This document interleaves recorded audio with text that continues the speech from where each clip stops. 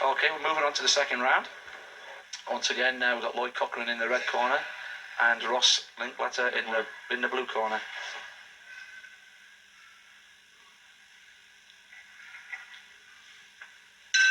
Just waiting on the time. Here we go. As you can see, if you're going to punch, blue corner, if he's going to continue punching, he's going to get caught. Off, indeed, off the gloves, then he's not going to be productive. That's right. Both of these lads are going into the clinch and favouring the clinch. Under amateur Muay Thai rules, again, I'll remind you, it's got to be effective technique in the eyes of the judges.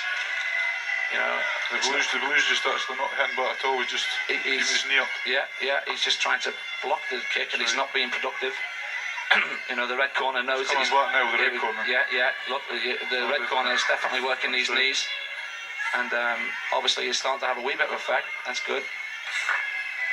And the knees are landing. It's not as if he's just flinging them in. Oh, indeed not. No, he knows that. He knows it's got to be effective, and I think his side knee's working perfect. Yeah, he's paid a lot of attention to the fact that his technique's got to work. Otherwise, he's not going to progress on. The first round he was just watching to see what he's got, but I think he's got to hold it round this time. Yeah.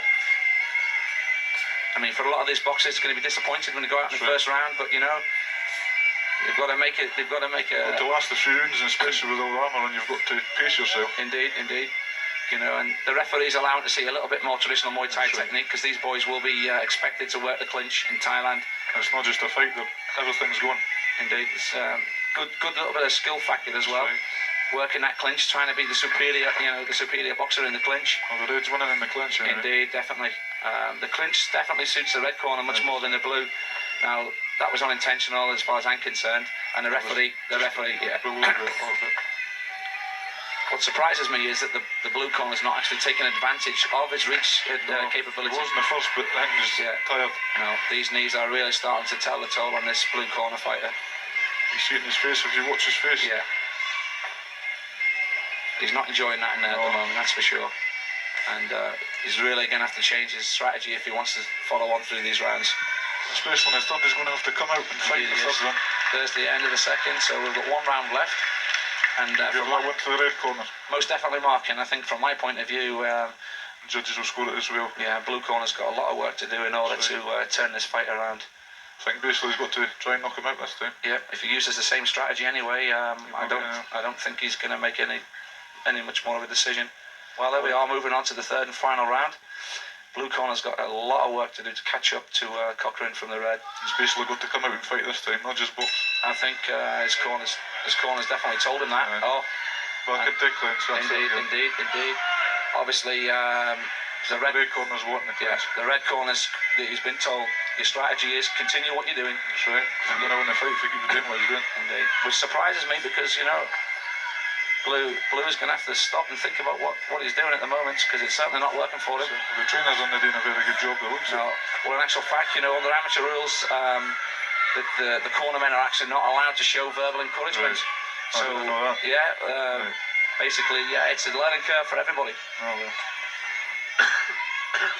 Seeing that experienced fighters should know what they can do and what they can't do. I know from looking at the fight sheets that these boys have had in excess of 10 fights each. There you go, so they're completely aware of what they're supposed to be doing today, Mark, and I think that's the reason why under amateur status, it's a good idea not to encourage the cornermen to interfere. To get involved, No. There's no money at stake here, so technically it's down to the fighters' desire. Basically, it's a chance for the Scottish team to go to Thailand. Indeed, it is. That's what they're fighting for. It's a bit of that money.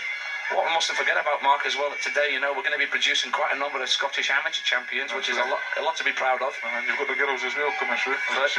First time they've been included into a nationally recognised tournament. I'm happy to say that we're leaps and bounds ahead of all the other domestic nations within the United Kingdom at the moment. Nobody else is implementing these amateur elimination tournaments. Got a bit of propaganda there, gentlemen. So take it English on the day this year? No, not as far as I'm aware. Right. But the democratic process of elimination gives fighters equal opportunity. Right. Well, we're obviously coming very close to the end of the round here, and from my point of view, the red corner, he's much more productive. So I think the blue's just tired. Oh, he's too tired. Yeah. Can't even get his hands up. it's a long day for these lads, you know, but you know they've got to learn to turn it on when it matters. Right. Mark, If you didn't, well done, well done to both boxers. A really good fight. I think the blue corner knows. I think he knows he's lost this one. Indeed, indeed. As I say, he's done well. Done well to do it. Jordan gets the win.